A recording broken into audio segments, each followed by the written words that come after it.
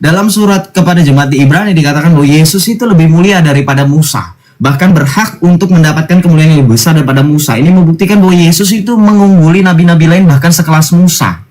Dan ini sebagai bukti bahwa sekelas Yesus itu tidak ada bandingannya dengan nabi-nabi lain. Kalau nanti ada yang membandingkan Yesus dengan nabi lainnya, seperti dalam tema kita saat ini. Kemudian di dalam Yohanes 19 ayat 4, ini yang tadi saya buktikan dalam ayat yang berikutnya, dalam Yohanes 19 ayat 4, bahwa tidak hanya Yesus, tidak hanya para murid atau internal saja yang mengakui kekudusan Yesus, tapi juga Pilatus mengakuinya. Dalam Yohanes 19 ayat 4, Pilatus keluar lagi dan berkata kepada mereka, "Lihat, aku membawa dia keluar kepadamu supaya kamu tahu bahwa aku tidak mendapati kesalahan apapun dalam dirinya."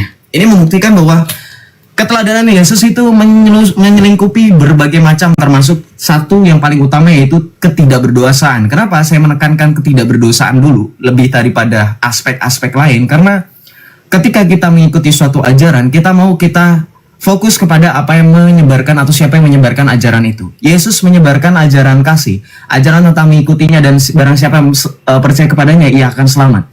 Apa yang diimani oleh orang Kristen itu adalah bahwa kami percaya Yesus satu-satunya suri tauladan sejati. Yesus mengungguli para nabi-nabi lainnya. Maka ketika di dalam Yohanes 14 ayat 6, ketika Tuhan Yesus berkata, "Akulah jalan dan kebenaran dan hidup, tidak seorang pun sampai kepada Bapa kalau tidak melalui aku." Itu adalah bukti bahwa Tuhan Yesus itu sangat-sangat satu-satunya jalan dan kebenaran dan hidup. Ana huwa thoriq al-haq al-haya. Dan ketika Tuhan Yesus berjalan di atas muka bumi ini, ia ingin supaya yang mengikutinya tidak hanya selamat tetapi juga meneladani kehidupannya. Dibuktikan tadi, saya tekankan sekali lagi supaya nanti Ustadz Yusuf tidak lupa bahwa dia hidup kudus, tidak berdosa, mengajarkan kedamaian, kemudian dia juga mengajarkan teladan-teladan lain, yaitu mengasihi musuh lebih daripada siapapun, kemudian juga berdoa bagi mereka yang menganiayanya. Kemudian juga Yesus mengajarkan kerendahan hati, dan yang terakhir Yesus konsistensi terhadap ajaran-ajaran yang sampai dengan detik ini gereja kemudian tetap lestarikan, dan kami sebagai pengikut Kristus tetap imani. Oleh sebab itu dalam tema kali ini saya minta supaya dalam perdebatan kali ini saya minta dalam pihak Islam untuk juga membuktikan, sama seperti saya membuktikan dalam hal-hal apa yang menekankan Yesus itu sebagai satu-satunya suri tauladan sejati. Saya harap dalam Islam membuktikan Muhammad cocok atau pantas mendapatkan gelar suri tauladan sejati seperti dalam surah Al-Ahzab. Nah, itu bisa dibuktikan dalam hal apa? Nanti kita akan dengarkan Ustadz Yusuf PI membuktikan dalam dalil per dalil seperti apa yang saya suarakan. Terima kasih. Tuhan Yesus memberkati.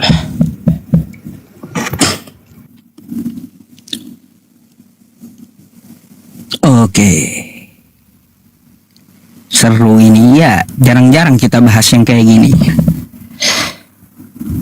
Sabar, waktunya belum muncul.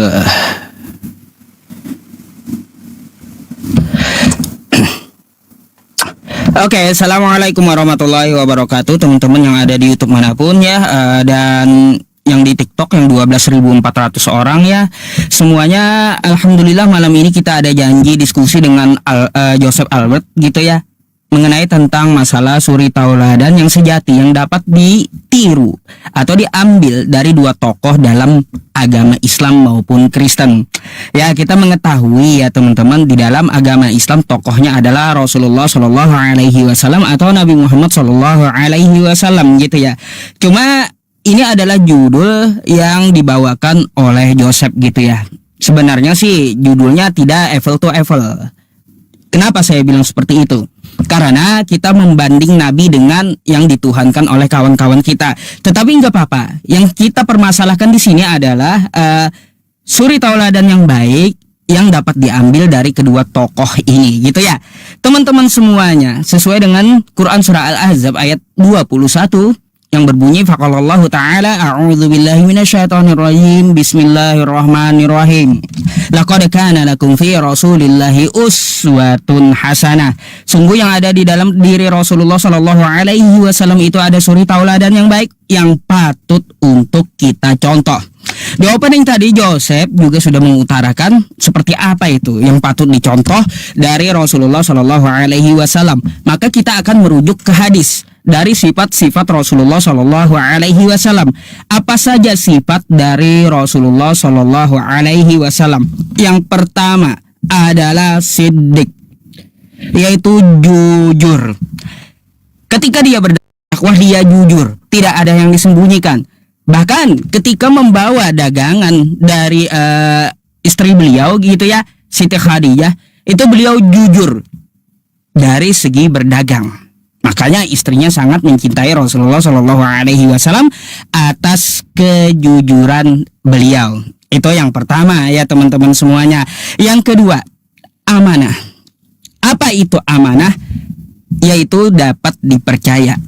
Ketika beliau menyampaikan sesuatu, apa yang beliau sampaikan itu dapat dipercayai. Bahkan sebelum kenabian, Rasulullah Shallallahu Alaihi Wasallam itu juga sudah bergelar dapat dipercaya, atau dalam bahasa Arabnya Al-Amin. Sebelum kenabian udah bergelar dapat dipercaya. Terus yang ketiga, tablik, menyampaikan sesuai dengan hadis Rasulullah Shallallahu Alaihi Wasallam juga ya, balighu anni walau ayah, sampaikan dariku walau satu ayat. Rasulullah Shallallahu Alaihi Wasallam ketika beliau mendakwahkan agama Islam baik secara sembunyi-sembunyi ataupun terang-terangan, beliau sampai dilempari batu berdarah-darah di dahi, beliau tetap sabar menyampaikan agama Islam. Contoh waktu kejadian di Taif, beliau dilempari orang-orang Taif sampai berdarah dahi beliau. Nah, tuh ya, salah satu contoh dari Rasulullah untuk menyampaikan agama Islam. Di hari ini kita mempunyai media-media ya, udah bukan seperti zaman dulu.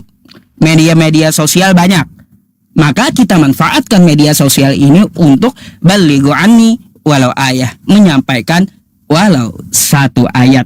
Sesuai dengan Quran surah An-Nahl ayat 125, ud'u ila sabili rabbika bil hikmah wa mau'izatil hasanah wajadilhum billati hiya ahsan. Serulah ke jalan Tuhanmu dengan hikmah.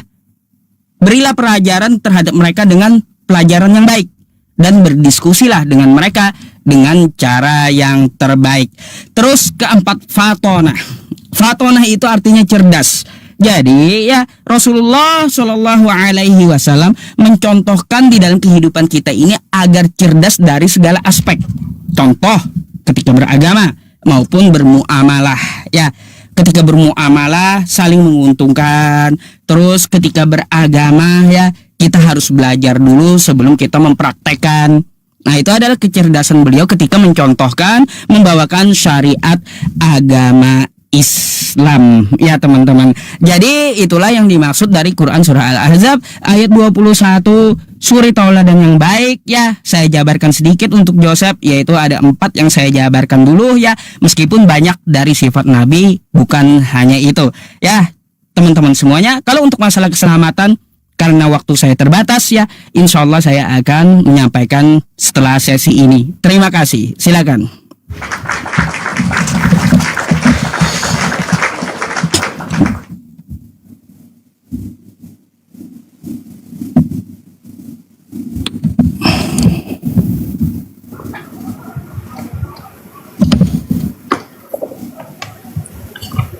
Oke, kita lanjut ya langsung ya. Begini, tadi saya sudah bilang membatasi. Karena gini, dalam debat yang menjadi pembuka pertama, dia yang berhak untuk memberikan batasan pada tema. Tapi sepertinya Ustadz Yusuf PI tidak mampu untuk menyanggupi kualifikasi atau syarat utama kenapa kita meneladani sosok orang tersebut. Karena gini, ketika hanya mengandalkan 4 ciri, yaitu sidik, amanah, fa'al, tablik, fatonah, ketika dikatakan Muhammad itu jujur, Muhammad itu amanah, Muhammad itu menyampaikan, Muhammad itu fatonah, itu tidak lain tidak bukan ada di seluruh nabi. Kenapa? Karena bahkan ada dalilnya teman-teman. Ketika di dalam Al-Qur'an, di dalam surah Al-Ahqaf ayat 9, di situ dikatakan apa? Qul ma kuntu bid'am minar rusuli. Katakanlah Nabi Muhammad, aku bukanlah rasul yang pertama di antara para rasul. Bahkan di situ dikatakan bahwa Rasulullah, Nabi Muhammadmu tidak tahu apa yang akan diperbuat kepada Allah, apa yang diperbuat Allah kepadanya dan kepada umatnya. Ini menekankan bahwa apa yang diperbuat oleh Muhammad tidak ada sama sekali yang istimewa. Itu adalah salah satu basic. Kenapa saya bilang seperti itu? Secara logika, manusia punya harga diri. Yang namanya kejujuran, yang namanya rasa kepercayaan, yang namanya orang itu amanah dan seterusnya. Kita semua bisa melakukan itu. Itu bukanlah suatu hal yang istimewa. Saya minta yang istimewa ketika berbicara mengenai ajaran agama. Tidak hanya mengajarkan kebaikan. Saya rasa orang Islam pun sepakat semua agama mengajarkan kebaikan. Tapi yang menyatakan keselamatan ada di dalam ajarannya itu hanya Kristus. Mau bukti? Kita baca. Di dalam Yohanes 3 ayat 16, karena begitu besar kasih Allah akan dunia ini sehingga ia telah mengkaruniakan anaknya yang tunggal supaya yang percaya kepadanya tidak binasa melainkan memperoleh hidup yang kekal. Saya langsung saja balikkan kamera, saya tampilkan data-datanya supaya orang Islam di sana juga bisa menyaksikan. Ini bukti bahwa Tuhan Yesus itu menjanjikan keselamatan. Oke, kemudian di dalam Yohanes 5 ayat 24, aku berkata kepadamu sesungguhnya barang siapa mendengar perkataanku dan percaya kepada dia yang mengutus aku, ia mempunyai hidup yang kekal dan tidak turut dihukum sebab ia sudah pindah dari alam maut ke dalam hidup. Saya minta kualifikasi yang pertama dipenuhi dulu. Ada tidak ayat dalam Al-Quran Muhammad itu memastikan keselamatan, menjamin keselamatan? Nanti terjawab ya, nanti tolong dijawab ya. Kemudian di dalam Yohanes 6 ayat 40 kita baca, sebab inilah kehendak Bapakku, yaitu supaya setiap orang yang melihat anak dan yang percaya kepadanya beroleh hidup yang kekal dan supaya aku membangkitkannya pada akhir zaman. Saya rasa kalau sudah ayat ini, Ustadz Yusuf dan orang Islam bahkan ulama mengakui tidak ada yang sanggup sama seperti Yesus yang katanya hanya manusia. Kenapa? Sebab di dalam Islam, di dalam surah Al-Quran, dalam Al-Quran surah Al-Ghasyiyah pun dikatakan bahwa hanya Allah yang mampu membangkitkan orang pada akhir zaman, yang disebut dengan yaumul ba'ats. Dan ini Yesus mengatakan, aku membangkitnya pada akhir zaman. Lagi di dalam Yohanes 6 ayat 47, Yesus sekali lagi berulang-ulang mengatakan, aku berkata kepadamu sesungguhnya barang siapa percaya ia mempunyai hidup yang kekal. Artinya apa? Dalam hal keselamatan, Yesus itu selalu konsisten menegaskan bahwa dia menjamin keselamatan. Bahkan Yesus mampu menjamin bahwa kita tidak akan binasa sampai selama-lamanya. Dalam Yohanes 10 ayat 27 sampai 30. Ini ayat-ayat Alkitab yang saya tampilkan di depan Anda. Bahkan di dalam 1 Petrus 3 ayat 18 sampai dengan 20, ini nanti akan saya bandingkan bahwa Yesus mampu menyelamatkan jiwa-jiwa yang telah mendahului sebelum kedatangan Kristus. Ketika ada orang Islam bertanya, terus apakah Adam sampai dengan sebelum datangnya Yesus bisa diselamatkan? Bisa. Bahkan di dalam 1 Petrus 3 ayat 18 sampai dengan 20, roh-roh mereka yang pada waktu Nuh tidak taat kepada Allah, itu diselamatkan oleh Yesus Kristus ketika Yesus turun ke alam maut. Maka kita bandingkan, apakah Muhammad melakukan hal yang sama? No, never. Kita lihat di saat ini. Tadi saya bacakan dalam surah Al-Ahqaf ayat 9 bahwa Muhammad berkata, aku tidak tahu apa yang akan diperbuat Allah kepadaku dan kepadamu. Kemudian yang berikutnya dalam surah Yunus ayat 49 dikatakan apa? Qul amliku linnafsi doro wala naf'an. Dikatakan apa? Katakanlah Muhammad, aku tidak kuasa menolak mudarat dan tidak pula mendatangkan manfaat. Terus gunanya kalian jadi orang Islam apa? Mengikuti Muhammad kalau Muhammad mengatakan tidak dapat mendatangkan manfaat dan tidak dapat menolak mudarat. Buat apa kalian mengikuti Muhammad? Kemudian di sini dikatakan apa? Maka apakah engkau Muhammad hendak mengubah nasib orang-orang yang telah dipastikan mendapatkan azab? Apakah engkau akan menyelamatkan orang yang berada di dalam neraka? Muhammad gak bisa. Buat apa kalian masih jadi Islam? Ini ayat-ayat Al-Quran kalian.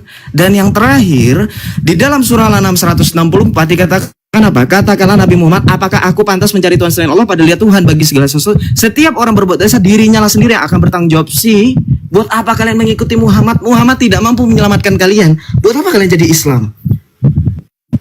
Ini adalah salah satu ayat-ayat yang menjadi pembanding. Lihat, saya sudah menampilkan ayat-ayat yang sebelumnya saya kutip dalam Alkitab, biar fair, baru kemudian saya bawa ayat Al-Quran. Silakan giliran Ustadz Yusuf PI jawab. Baik.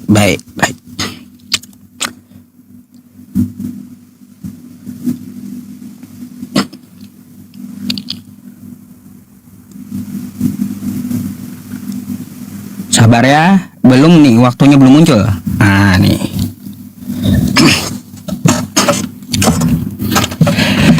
Baik teman-teman semuanya, saya agak heran dengan narasi Joseph ya. Kenapa saya agak heran dengan narasi Joseph? Dia mempertanyakan Nabi Muhammad dalam Quran. Yang kita tahu Nabi Muhammad itu ceritanya di hadis dan sirah nabawiyah. Sedangkan Al-Quran itu adalah firman Allah Subhanahu wa Ta'ala. Tapi dipertanyakan Joseph Nabi Muhammad dalam Quran. Ini adalah pertanyaan yang konyol ya dari seorang Joseph gitu. Ini sampai saya catat teman-teman. Nabi Muhammad dalam Quran. Heran saya gitu, Nabi Muhammad dalam Quran. Cerita Nabi Muhammad Shallallahu Alaihi Wasallam, Joseph, kalau kamu mau cari lewat hadis dan sirah nabawiyah ya. Nah, kalau untuk masalah di Al-Quran itu adalah ketetapan Allah Subhanahu wa Ta'ala yang disampaikan oleh Nabi Muhammad Shallallahu Alaihi Wasallam berkaitan tentang yang kamu katakan ya. Apakah Nabi Muhammad bisa menyelamatkan, kata kamu? Baik, sebagaimana yang kau kutip di dalam Yohanes 14 nomor 6, ya, akulah jalan kebenaran dan hidup. Nabi Muhammad juga seperti itu. Nabi Muhammad adalah jalan kebenaran dan hidup. Di mana ayatnya? Nabi Muhammad itu adalah jalan. Quran surah Al-An'am ayat 153. Wa anna hadza sirati mustaqiman fattabi'uh. Inilah jalanku, jalan yang lurus. Nabi Muhammad itu. Ya. Juga ada gitu Nabi Muhammad itu jalan. Terus Quran surah Ali Imran ayat 31. Qul in kuntum tuhibbunallaha fattabi'uni yuhibbukumullah. Ya, apabila kamu mencintai Allah maka ikutilah jalan Nabi Muhammad. Ikuti sunnah Nabi Muhammad. Pada masanya Nabi Muhammad juga jalan gitu. Terus apakah Nabi Muhammad juga kebenaran seperti Yesus? Ya juga ada. Di dalam Quran surah Muhammad ayat 2. Nuzila ala Muhammadi wa huwal haqqu mir rabbihim. Apa yang diturunkan kepada Nabi Muhammad itu adalah kebenaran dari Tuhan semesta alam. Tuh, Quran surah Muhammad ayat 2. Terus Quran surah Al-Baqarah ayat 119. Inna arsalnaka bil haq, sesungguhnya kami mengutus engkau ya Muhammad dengan kebenaran. Tuh ya. Quran surah Al-Baqarah ayat 119. Nah, berkaitan pertanyaan kamu, apakah Nabi Muhammad menjamin seperti Yesus juga? Padahal kan katanya Nabi Muhammad nggak bisa apa-apa tuh. Seperti yang ditampilkan oleh Joseph tadi. Ini sekalian menjawab ya pertanyaan Joseph, apakah Nabi Muhammad bisa menyelamatkan dan apakah Nabi Muhammad menjamin hidup yang kekal? Dapat kita lihat di dalam sebuah hadis ya teman-teman yang saya tampilkan kepada Anda ini. Anda bisa membukanya di riwayat hadis Muslim dan di Bukhari. Apa yang dikatakan di sini? Kullu ummati yadkhulunal jannah illa man aba. Setiap umatku, ya. Bentar ya teman-teman, kamera saya ini kenapa nih? Setiap umatku akan masuk surga kecuali orang-orang yang enggan untuk memasukinya. Ya. Di sini terjawab ya teman-teman, Nabi Muhammad SAW pun ya dia menjamin hidup yang kekal, ya. Terus juga menjamin umat Islam untuk masuk surga. Juga ada seperti itu. Yang seperti dikatakan oleh Yesus, akulah jalan kebenaran dan hidup. Dan sesuai dengan pertanyaan Joseph, apakah Nabi Muhammad bisa menyelamatkan? Padahal dia nggak bisa berbuat apa-apa. Nabi Muhammad itu tidak bisa menghapus dosa. Nabi Muhammad itu tidak bisa menimbulkan mudarat. Kan kayak gitu. Nabi Muhammad itu tidak tahu apa-apa tentang terjadi yang akan datang terhadap dirimu maupun terhadap diri beliau. Kenapa? Karena beliau adalah seorang nabi yang berserah diri kepada Tuhan semesta alam. Dia tidak akan melampaui Tuhannya yang maha tahu ya teman-teman. Nggak mungkin kalau Nabi Muhammad ya teman-teman semuanya mengatakan aku tahu ke depan seperti ini seperti itu. Udah bak kayak Tuhan. Makanya di situ tersirat ajaran Nabi Muhammad SAW berserah diri kepada Allah Subhanahu wa taala. Sep, tadi aku menjabarkan 4 hal. Satu hal yaitu tentang masalah jujur. Kan kayak gitu. Amanah. Kan kayak gitu ya. Nah, kata Joseph, jujur ini juga dimiliki oleh para nabi. Tidak bagi Yesus. Yesus di dalam Yohanes 7 ya ayat 8 sampai 10 di situ dia berdusta. Nih ya, coba kita buka Yohanes 7 8 sampai 10 ya. Ini ayatnya.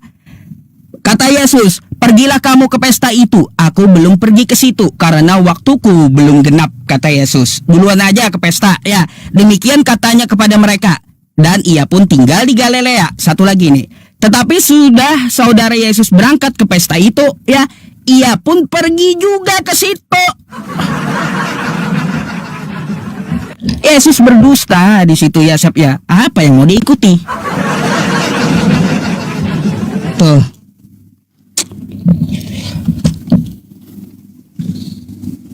Oke, kita langsung saja jawab. Itu Yohanes 7 ayat 5 ini, ayat 7 ayat 8 sampai dengan 10. Ini kan sering dibahas nih sama Yusuf PI. Buka varian teks aslinya. Di situ digunakan kata apa? Belum. Bukan berarti tidak akan, tapi belum. Ya, sama seperti dalam Islam. Kamu pada saat kita diskusi ingat gak beberapa waktu lalu ketika berbicara mengenai apakah orang Islam akan melihat Allah, kamu bilang belum kan? Bukan tidak. Kata Yesus itu juga dalam bahasa aslinya belum akan pergi. Itu bukan berarti tidak. Ketika Yesus menolak pergi bersama-sama, pada saat itu konteksnya dia menolak yang saat itu saudara-saudara tidak percaya kepadanya. Baca ayat kelima. Ini kebiasaan Islam, selalu baca ayat kitab suci kami seperti baca ayat Qur'annya, dikutip-kutip. Nah, inilah yang mau saya buktikan. Apa yang mau saya buktikan? Yusuf PI bilang tadi dalam surah Al-An'am 153, Muhammad jalan yang lurus. Bohong. Nih, saya laporin kamu ke MUI, ya. Enak aja kamu. Saya tanya sama kamu, di sini wa anna di sini siapa? Anak di sini siapa? Allah atau Muhammad? Kok ngaku-ngaku Muhammad jalan yang lurus? Yang berbicara ini Allah. Dibohongin lo sama Yusuf PI. Wah, parah nih. Tangkap dong ulama. Kok bisa-bisanya dia bilang ini Muhammad yang ngomong? Ini yang ngomong Allah. Jadi ketika di sini dikatakan artinya sungguh inilah jalanku yang lurus, ini ada kataku. Ngibul aja kerjaannya. Tolong dong ulama ya, ditangkap. Ini Allah loh, tafsir pakai tafsir apapun, tafsir jalan lain, tafsir wajiz, tafsir Ibnu Katsir, ini Allah loh berbicara, bukan tentang Muhammad. Ya, tolong direcord, ini parah nih ustadz kalian. Tukang bohong. Kemudian yang berikutnya, kamu tadi bilang katanya Joseph itu salah paham. Joseph kok nanya tentang Muhammad di Al-Qur'an? Lah terus dari tadi kamu ngapain kutip-kutip ayat untuk membuat seolah-olah Muhammad itu jalan yang lurus, jalan yang benar dan seterusnya, ha? Yang saya maksud Yusuf P, adakah di dalam Al-Quran Muhammad itu betul-betul jalan yang lurus, betul-betul menjamin keselamatan? Kenapa? Karena kita lihat di sini. Kamu kan pakai hadis katanya. Tadi setiap umatku akan masuk ke dalam surga, tapi bohong ya kerjaannya Muhammad sama Yusuf P sama-sama tuh ya, bukan jujur nih. Baca. Tidak ada seorang pun di antaramu yang tidak melewatinya, yaitu melewati apa? Melewati neraka. Tetap akan lewat. Hah? Jadi tetap akan masuk dalam surga. Tidak Pak. Betul, memang akan masuk dalam surga. Cuman anehnya dalam Islam mereka masuk dalam neraka dulu. Nanti ada hadis yang sahih mengatakan sampai Allah memanggil nama terakhir penduduk neraka, barulah neraka ditutup. Itu kan Allah kamu, tetap masuk neraka. Enggak sekonyong-konyong langsung masuk surga. Oke, betul? Oke, kita lanjut. Kemudian kamu bilang bahwa Muhammad bisa memastikan, sekali lagi Muhammad itu tidak mengetahui apapun. Kenapa? Karena di sini saya bisa buktikan Muhammad saja berdosa. Baca di sini. Ketika dikatakan apakah semua nabi itu berdosa? Iya, semua nabi berdosa. Makanya tadi Yusuf PI sampai mengeluarkan narasi seolah-olah Yesus itu lebih berharga daripada Tuhan, daripada Muhammad. Kenapa? Karena memang hanya Yesus yang mampu menghapus dosa dan tidak berdosa. Karena di sini bahkan dalam surah Al-Qasas ayat 15 sampai 16, Musa pun berdosa. Maka sama seperti Musa, Muhammad pun berbuat dosa. Makanya Muhammad itu memohon ampun kepada Allah atas dosanya. Tetapi juga Muhammad kita tahu bahwa punya dosa yang lalu dan yang akan datang. Artinya apa? Terus buat apa kalian percaya Muhammad akan menemani kalian masuk ke dalam surga? Baca loh. Di sini dosa Muhammad yang akan datang. Saya tanya, dosa Muhammad yang akan datang itu yang apa? Hah? Kemudian dikatakan bahwa Muhammad menunjuki jalan yang lurus. Kalau menunjuki jalan yang lurus, kenapa dalam surah Al-Fatihah kalian selalu berdoa, ihdinas siratal mustaqim, tunjukkanlah kami ke jalan yang lurus? Apakah Muhammad tidak kalian anggap? Apakah Muhammad itu hanya figura saja? Jadi bagaimana retorika dalam Islam, konsistensi dalam Islam ketika Muhammad dikatakan sebagai ajaran yang lurus? Buang Al-Fatihah, jangan berdoa tunjukkanlah kami ke jalan yang lurus. Buang. Kenapa? Karena kalau sudah ada Muhammad ngapain minta tunjukin? Oke.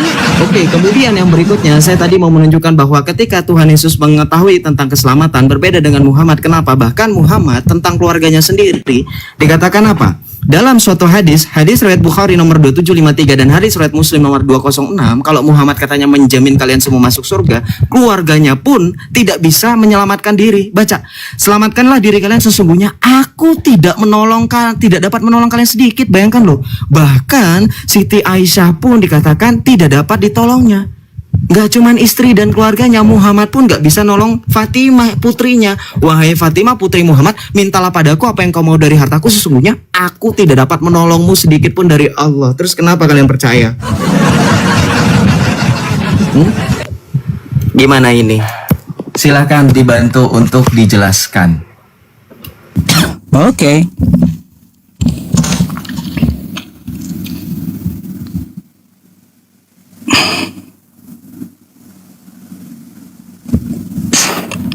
Banyak kali syubhatnya ini, harus saya jawab ini teman-teman.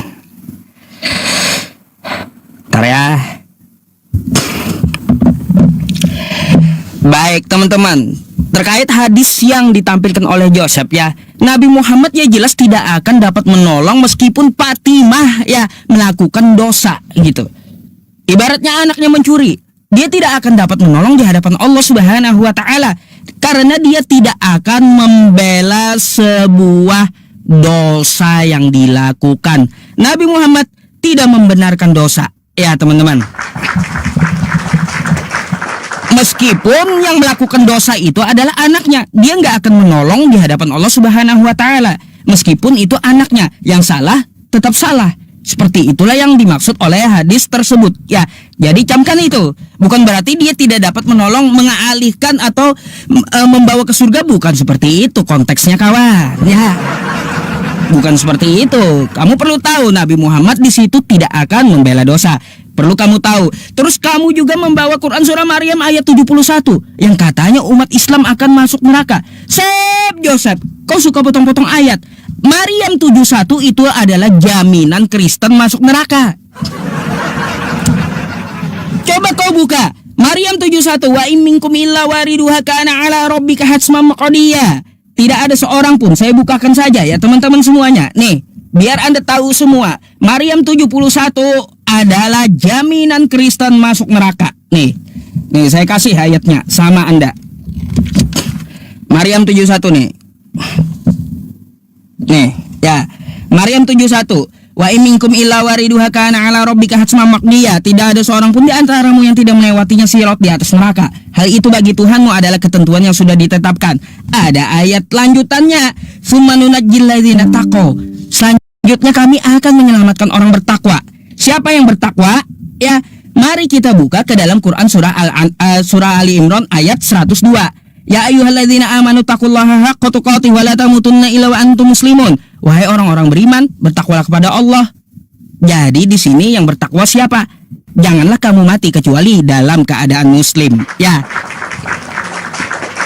Jadi di sini ya Allah mengatakan dia akan menyelamatkan umat Islam dan membiarkan orang yang zalim. Siapa yang zalim? Di dalam neraka.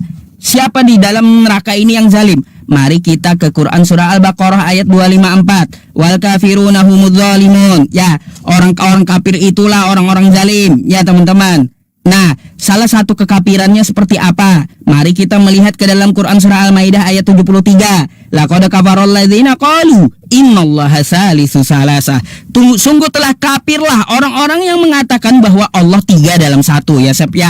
Jadi yang dibiarkan Allah dalam neraka nih ya, yang di dalam neraka, orang zalim yang di dalam neraka ini adalah yang mengatakan Allah 3 dalam 1. Oh ya. Tuh sudah ku jawab tuh ya untuk Maryam 71. Terus kamu membawakan juga katanya masih juga minta jalan yang lurus. Ihdinas siratal mustaqim, potong lagi ya. Mari kita lihat ya teman-teman ya. Tunjukilah kami jalan yang lurus nih ya. Nih. Mari kita lihat ayatnya. Tunjukilah kami jalan yang lurus. Artinya seperti apa? Ya, artinya ya teman-teman, jalan seperti apa nih? Mari kita baca ya. Mari kita baca jalan seperti apa maknanya. Ya, jalan yang engkau beri nikmat kepada mereka, yaitu petunjuk dan hidayahmu. Kemudian diperjelas lagi maknanya oleh kalimat bukan jalan yang dimurkai. Jalan dia yang dimurkai ini jalan siapa? Yang dimaksud adalah orang-orang Yahudi. Dan bukan pula jalan yang sesat. Jalan yang sesat siapa yang dimaksud? Orang-orang Kristen. Ya. Jadi kami berdoa tunjukilah jalan yang lurus, bukan jalan yang bengkok kayak Kristen. Nah, itu maksudnya. Bukan jalan yang sesat kayak Kristen. Ya, Sep. Waktu Yesus mengatakan akulah jalan kebenaran dan hidup, dia berkata untuk Yahudi, Sep. Ya. Nah, untuk Yahudi. Kan kayak gitu kepada Filipus dan Thomas, kepada muridnya. Aku minta tolong dong cariin di mana Yesus menjamin keselamatan secara tekstual, ya tekstual, aku menjamin Kristen masuk surga. Mana? Ayo, secara tekstual yang seperti ayat kullu ummati yadkhulunal jannah. Selain juga masalah pesta itu, ya Sep ya, belum kata kamu. Di situ betul nggak Yesus itu menurut kamu berdusta atau enggak? Dia nyuruh saudaranya pergi, kamu duluan. Setelah saudaranya pergi, dia juga ikut diam-diam pergi. Dusta itu. Dusta itu Yesus. Sep ya. Habis waktunya. Sudah lewat 10 detik. Nah, silakan.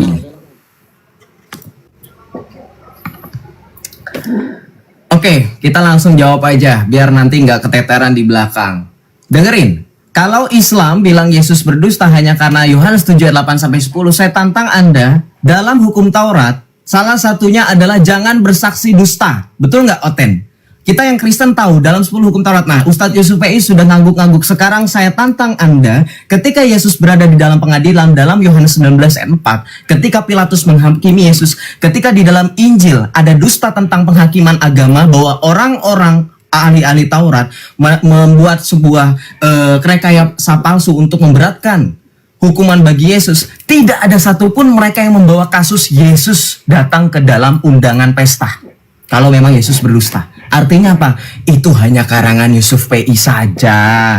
Seorang cocokologi.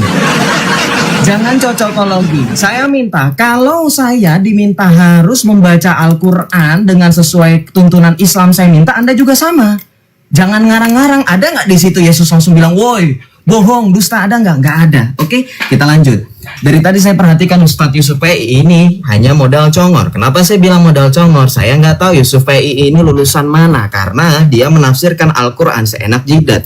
Sedangkan dalam surah Hud ayat pertama dikatakan apa? Alif lam ra kitabun uqimat ayatuhu tsumma fusilat.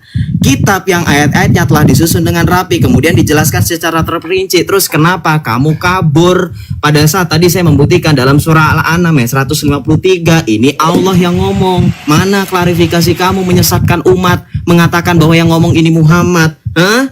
Kok kabur? Kamu saya laporin loh penistaan agama di sini yang mengatakan Allah ketika dikatakan jalan yang lurus itu Allah, teman.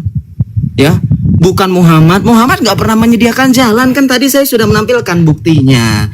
Di sini dikatakan Muhammad tidak tahu apa-apa. Ya, aku tidak tahu apa yang akan diperbuat Allah. Logikanya Yusuf PI dan Islam dimanapun kalian berada, kalau Muhammad itu jalan yang lurus, harusnya Muhammad jangan ngomong seperti ini. Nggak konsisten kan? Kalau Muhammad tahu jalan, harusnya dia tahu apa-apa. Orang tahu jalan tuh ya tahu akhirnya kemana, tujuannya kemana. Ini namanya sok tahu, makanya buta. Oke? Nah, tadi Yusuf PI ketika membantah hadis saya bahwa keluarganya Muhammad tidak dapat ditolong, artinya Muhammad tidak dapat membela mereka dalam hal berdosa. Ini bukan dalam hal berdosa, ini dalam hal penghakiman. Artinya Muhammad tidak dapat membuat mereka bertobat sesuai apa? Sesuai dengan ayat Al-Quran. Kenapa? Karena di sini setiap orang yang berbuat dosa dirinya sendiri yang akan bertanggung jawab. Terus kenapa Yusuf PI tadi sempat membawa Muhammad itu rahmatan lil alamin? Coba Islam sekarang saya tantang semua selain Yusuf PI, ustadz-ustadz kalian bawa ke hadapan saya. Apa makna rahmatan lil alamin kalau begitu? Kalau ternyata Muhammad tidak mampu menyelamatkan kalian. Arti rahmat itu apa? Arti rahmat itu apa? Yesus memberikan rahmat, memberikan apa? Memberikan pengampunan dosa. Muhammad gak bisa, ya betul, karena memang dari awal tadi Ustadz Yusuf telah mengatakan timpang sebelah antara Yesus yang adalah Tuhan, Muhammad adalah Nabi. Sudah diakui secara tidak langsung. Maka dari itu sekali lagi saya tantang secara tekstual ketika kamu berbicara mengenai keselamatan. Tadi saya sudah buktikan dalam Yohanes 10 ayat 27. Domba-dombaku mendengarkan suaraku. Yang disebut domba siapa? Oten. Itu yang sering kalian sebut kami kan? Gak apa-apa kami disebut domba. Kenapa? Karena Tuhan Yesus telah mengatakan dalam Yohanes 10, akulah gembala yang baik. Di sini Tuhan Yesus mengatakan domba-dombaku mendengarkan suaraku dan aku mengenal mereka dan mereka mengikut aku. Yang ikut Yesus siapa kalau bukan Oten? Muhammad. Hah? Yang ikut Yesus cuma orang Kristen. Dan aku memberikan hidup yang kekal kepada mereka dan mereka pasti tidak akan binasa sampai selama-lamanya dan seorang pun tidak akan merebut mereka dari tanganku. Lihatlah teman-teman. Dari tadi debat saya dengan Yusuf PI, perbedaan yang sangat jelas di mana saya tetap konsisten dengan ayat-ayat Alkitab yang tidak terbantahkan. Dari mulai Yohanes 5 Yohanes 3 ayat 16, kemudian Yohanes 5 ayat 24, Yohanes 6 ayat 40, kemudian Yohanes 6 ayat 47, kemudian Yohanes 10 ayat 27 sampai 30, sampai dengan 1 Petrus 3 ayat 18 sampai dengan 20 membuktikan Yesus selalu konsisten memastikan dan menjamin keselamatan. Saya minta ketika berbicara suri tauladan, orang yang menuntun jalan orang lain haruslah orang yang tahu tujuan. Setuju nggak teman-teman? Kalau saya nuntun Anda semua untuk ke Monas, harus sampai ke Monas. Nggak mungkin saya belok kemana-mana. Saya minta Islam, kalau kalian percaya Muhammad jalan yang lurus, saya tanya, di mana keselamatan yang Muhammad berikan seperti yang Yesus berikan kepada kami semua? Silakan dijawab.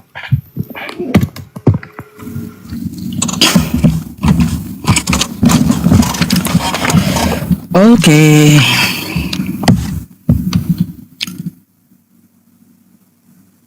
Seru ini. Wah, semangat kali. 30.000 penontonnya, di tempat saya 31.000. Baik ya. Mari teman-teman ya, kita akan tanggapi Joseph. Teman-teman semuanya, ya tadi Joseph menuntut saya tentang masalah Quran surah Al-An'am yang dia tekankan, wa anna hadza sirati mustaqiman fattabi'u. Katanya ini adalah Allah Subhanahu wa taala. Terima kasih ya Joseph ya. Pertama mengakui bahwa di situ Allah memberi jalan yang lurus. Itu yang pertama ya. Terus yang kedua ya Sob ya, ya. Di mana katanya Nabi Muhammad mengatakan akulah jalan? Kan saya menunjukkan Al-An'am ayat 153. Nih, mari ya kita lihat apa maksud ayat tersebut ya. Mari kita baca ya teman-teman semuanya.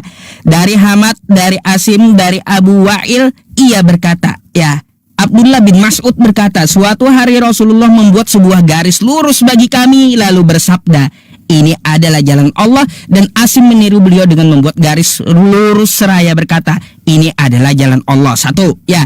Kemudian beliau membuat garis lain pada sisi kanan dan garis tersebut lalu bersabda, ini ucapan Nabi ya, ini adalah jalan-jalan yang banyak. Pada setiap jalan terdapat setan yang mengajak kepada jalan itu. Kemudian beliau nih ya Nabi membaca ayat wa anna hadza sirati mustaqiman fattabi'u. Inilah jalanku, jalan yang lurus. Maka ikutilah jalannya ya. Udah dibilang yang dimaksud jalan yang lurus di Al-An'am ayat 153 adalah Nabi Muhammad SAW.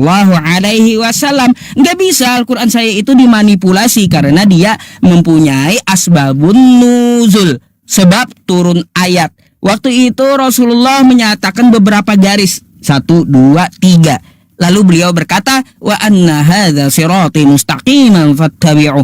Inilah jalanku, jalan yang lurus, maka dari itu ikutilah jalannya. Oh ya maksud ayatnya. Ya tapi nggak apa-apa, Joseph udah mengakui itu adalah jalan Allah. Ya nggak apa-apa juga sih ya sebenarnya. Karena apa? Karena taat kepada Nabi Muhammad berarti taat kepada Allah. Ya, qul ati'ullah wa ati'ur rasul. Kan kayak gitu ya teman-teman semuanya. Berkaitan tentang masalah yang lainnya. Ya, yang lainnya yang dijabarkan Yosef tentang masalah Yesus. Sebenarnya bukan masalah ke pesta tadi saja. Masih banyak suri tauladan Yesus yang tidak patut dicontoh. Ya, masih banyak gitu. Salah satunya apa? Ketika dia menghambur-hamburkan dagangan orang di halaman bait Allah. Nah, ini apa yang patut dicontoh dari menghambur-hamburkan dagangan orang? Apakah patut dicontoh menghambur-hamburkan dagangan orang? Suri tauladan apa yang dapat diambil menghambur-hamburkan dagangan orang? Di halaman. Ingat ya, itu di halaman. Matius 21 ya. Baca, Yesus masuk ke dalam bait Allah, ke dalam. Habis itu dia mengusir pedagang yang di halaman, ya. Orang kagak jualan di dalam bait, ya, malah diamuk-amuk orang jualan di jalanan. Kena teman-teman saya. Kena pembatasan, kena report. Ada yang nggak apa-apa lah, nggak apa-apa. Saya teruskan dulu, nanti setelah sama Joseph saya akan live streaming ulang ya teman-teman. Kena report nih, ya, kena report. Jadi ya teman-teman, dari Yesus saya minta sama Joseph, apa yang patut dicontoh dari Yesus ketika menghambur-hamburkan dagangan orang depan bait? Saya mau tahu. Itu apa yang patut dicontoh gitu loh. Berkaitan tentang masalah Nabi Muhammad adalah jalan, udah saya jawab ya dengan asbabun nuzulnya. Sebab ayat Quran surah Al-An'am ayat 153 tadi turun gitu. Jadi saya hanya menunggu Joseph aja. Sep, ngapain juga mau mengikuti Yesus yang tidak dapat berbuat apa-apa dari dirinya sendiri? Alih-alih mau menyelamatkan Kristen, di Yohanes 5 nomor 30 Yesus berkata, ya, aku tidak dapat berbuat apa-apa dari diriku sendiri. Alih-alih mau menyelamatkan Kristen. Dia sendiri loh yang ngaku, aku tidak dapat berbuat apa-apa dari diriku sendiri. Aku menghakimi sesuai dengan yang apa aku dengar dan penghakimanku adil. Kan kayak gitu. Dia ngaku sendiri tidak dapat berbuat apa-apa dari dirinya sendiri. Buktinya apa? Waktu ditangkap tentara Romawi, memang dia tidak dapat berbuat apa-apa. Menyelamatkan diri sendiri aja kagak bisa, alih-alih mau menyelamatkan Kristen. Jawablah itu. Ya, tentang masalah Yesus tuh. Silakan.